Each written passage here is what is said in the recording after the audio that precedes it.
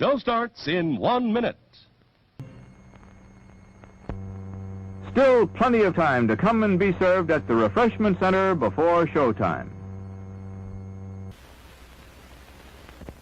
My name is Dr. Terror. My card. You are cordially invited to meet your fate at Dr. Terror's House of Horrors. Acclaimed as the fear of the year.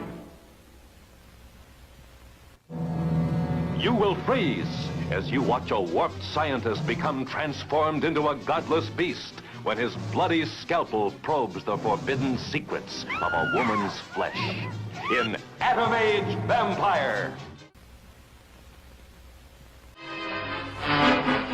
Nefarious, fiendish Lyco, mastermind of terror, must be destroyed. Reg Park as the heroic Hercules. Christopher Lee as the diabolical vampire. Hercules in the haunted world. Yes, sir, the hot dogs at our concession stand do rate an appreciative whistle. And now, on with the show. Welcome, fellow observers, to a very special clip episode of the Oddities Observed podcast. You're going to find clips from episodes 0 and episode 1. Just something to tease you, a taste of things to come. Please enjoy. Drawn more on the idea of watching movies. I don't know about you. Oh, scary movies, I should say. I don't know about you, but I'm never going to sit down and watch a scary movie by myself because I don't see the point. I might get a little nervous watching it, but I don't have fun doing that. I have fun watching a scary movie with a group of people. That there is something to be said about, because it's like ghost stories. You want to tell a story with people. You want to feel the hairs on the back of their neck standing up too, while or if you're listening, and you can feel the tension among the group rise, and hopefully if you're enjoying holiday festivities and you have the lights out and maybe a couple candles going, or you're outside, or you're in the graveyard, or in the very special place, the train track in the woods, or well, that's just stupid. It's either abandoned. train track. It's abandoned. How do you know? Because only ghost trains use it. Oh, okay. But no, I think that'd be my next question: is what do you think? What makes it scarier to share it with other people? What makes it enjoyable? I don't know, but I think part of it is when we act as social creatures, and with the traditions of storytelling still ingrained in us. That's why we like media. It's all about telling stories. Sure. When you share that moment with other people, it feels more real, and you can let the mood change. It's like a party. When everybody's in a good mood, it can just elevate, and everyone's happy and celebrating. Then even the grumpy Gus in the corner is going to smile and join along at some point. But when you're sitting in the dark and it's happening, there is a feeling that you can't escape. And when the story is said and done, everyone's just, wow, okay. You need a moment to breathe. Someone's got to get up to pee. Someone's got to get up to get another glass of wine, or whatever the case may be. Bug juice. I don't know. Yeah, some bug juice. Green bug juice, blue bug juice. Red bug juice. Red we bug always juice. had red. But, normally, if it was bug juice, we would have some other color. It'd be like the whatever Hawaiian punch blue. Yeah. The island punch. No, I think part of it is that being around other people and sharing that experience of fear helps you. We talked about this when we were talking about watching scary movies. Is that you have to invest a piece of yourself into it. You have to buy into it. Right. And if other people around you are buying into it, then you're more willing to as well. Same thing with like hypnotists. If the guy next to you starts clucking like a chicken, you're probably more likely to do the same thing. Not necessarily peer pressure, but I think if you and I are sitting And I say to myself, wow, Cyrus is going along with this story. Maybe I should pay attention. And you know what I mean. You're able to share that focus with one another and justify being afraid. Well, and we're also communal, that we like to go along with what's happening, even on a subconscious way, because we are just driven to be part of the group. So I think there's something to be said about how if you're buying into it, I'm buying into it, and if everybody is, we just kind of bring each other to that same level. And when it's something creepy like that, we're also allowing ourselves to feel kind of safe in the fact that we're all afraid. Right. It's one of the worst things to have happen is to feel afraid and feel completely isolated. Yeah. But if you're afraid and the other person's afraid, you're kind of like, okay, that fear. what do we do about this? Do we get to huddle together and four of us hiding under a blanket together? Yep. There's something kind of more safe and appealing about that. That was my other thought about this very subject, along the exact same lines, is that I think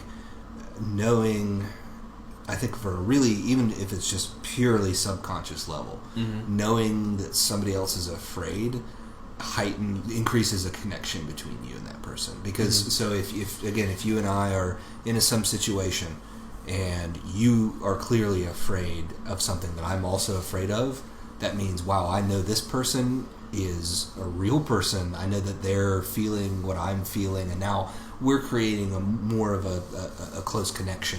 Just like I said, on even a subconscious level, to where I know we're afraid together, and that connects us. And I think that's when we talk about, especially sitting around a campfire and telling stories. That is a bonding experience. That's a binding experience. It is. I think that's a good word. Was binding.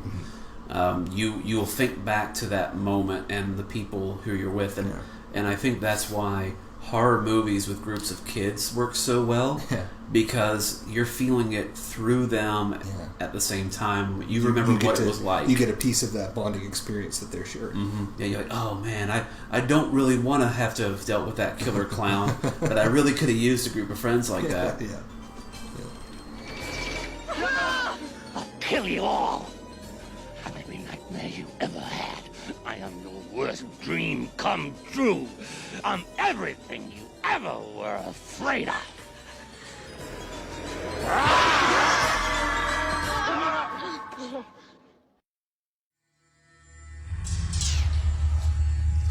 Conspiracy theories. They've been around since the birth of society, and we're no less conspiratorial than we were hundreds of years ago. Human beings as a species are fascinated by, or at least interestingly skeptical of, things like government cover-ups, aliens, supernatural, anything that makes us think that our little planet or country is not all that we think it is. Some psychologists delineate the people that believe in conspiracy theories to be more susceptible to paranoia, while some others say that those same people who believe tend to be more open-minded. So, does that mean that your crazy uncle that says he has a picture of Bigfoot is wrong? Who's to say? Humans are very close to being pack animals. We're social, we enjoy being liked by people, we enjoy not being alone in what we think, and there are a lot of packs that band together because of what they think. When we hear someone spouting something about the Earth being flat, we naturally have an opinion on it, and we are very fortunate to be a species where we can have our own opinions. It's what keeps us from being a mindless swarm. Opinions affect who we hang out with, how we view things politically. It's no surprise that a vast majority of conspiracy theories have spread from a political point of view, considering how many politically minded people there are in the world. So keep that in mind next time that someone mentions Area 51 or the Illuminati. You say, you do you. We're very fortunate to have opinions, and I'm sure that you have opinions that they don't agree with. But seriously, guys, the Earth isn't flat.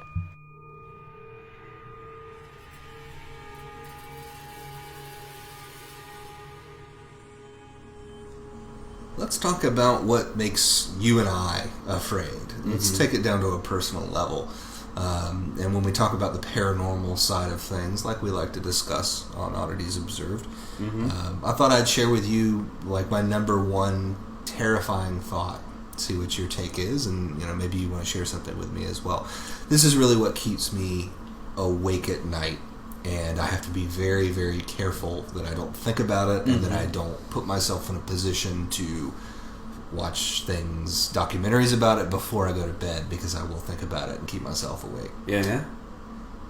There is, and I think this is a totally irrational fear, but it feels very rational to me at the time when I'm laying in bed. I get in bed all by myself. Lights are out, it's dark and quiet. If I look towards my doorway, if there's just enough light to where I can see the door, I'll start thinking. At any moment, I'll be looking over there, and at any moment, a gray alien, shut up, his face is going to go right around the door jamb. Just the face. One eye first, and then the second eye in his little slit mouth. He's going to see me and lock eyes, and all of a sudden, I'm in an alien abduction. No. There is no more, in the paranormal side of things, there is no more thought more terrifying to me than that face just peeking around the door jamb at me. Now, does this have anything to do with that show that came on Fox? Do you remember? They did one of the first ever sort of found footage encounter at Boggy Creek, I think, or something like that, with the family that gets attacked. Their house. Yes. Yes. No, it doesn't. That show is hilarious. I loved it. But to when death. I was a little kid, I saw that the first time when I was like 10 or 11, and it was scary. I agree. Oh man, but that scared it's me so to funny. pieces. Have you watched it recently? Yes, and I know the camp of it now. The grandmother or the aunt with she has a wine glass and the whole thing. Yeah. Oh my god. Anyway, I was wondering if there was something that maybe it doesn't stem from that, but it does stem from a film.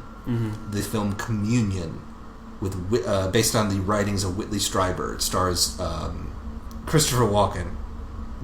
Garbage movie. It's terrible. It's really bad. But there's a scene where he's laying in bed, and all of a sudden, alien's face comes around the corner, and then he's surrounded by the aliens. And if you go back and watch it now, because I actually pushed myself to watch it last year to kind of overcome fear. And I remember this movie scaring me when I was younger. It's so cheap. It's so bad. The aliens look so dumb. I don't know how I was scared of it, but that image burned itself into my brain to where it's transcended the film, and it's terrifying to me.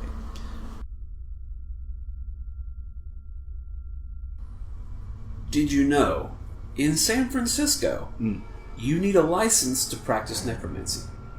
Oh,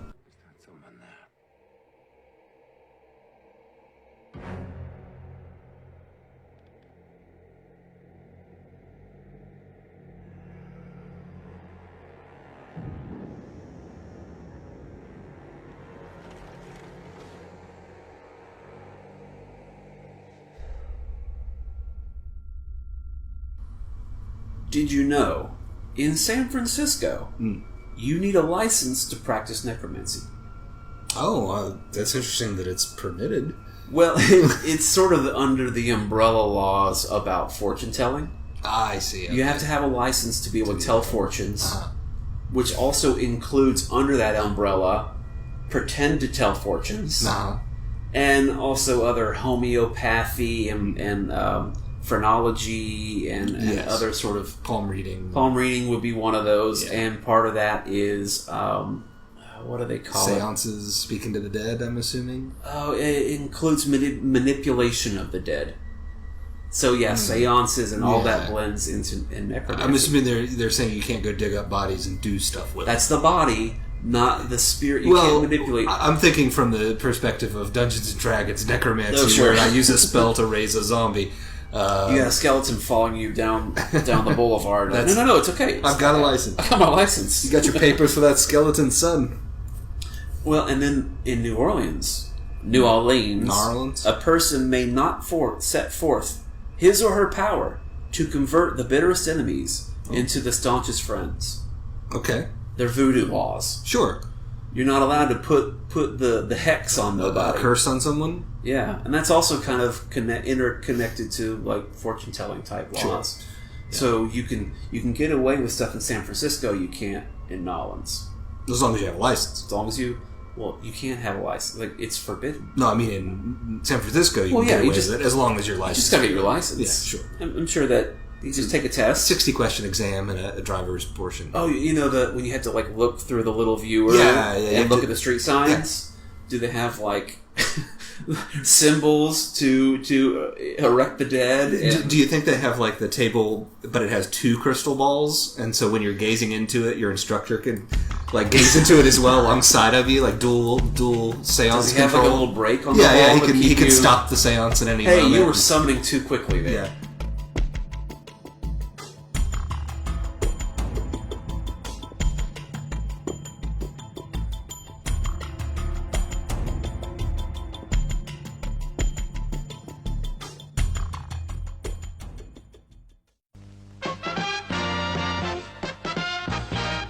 That's just a sample of the films to come. You can't please all the people all the time, but we hope we'll please most of you, most of the time. Anyway, see you soon. Visit us often and enjoy our screen attractions in the comfort of your own car.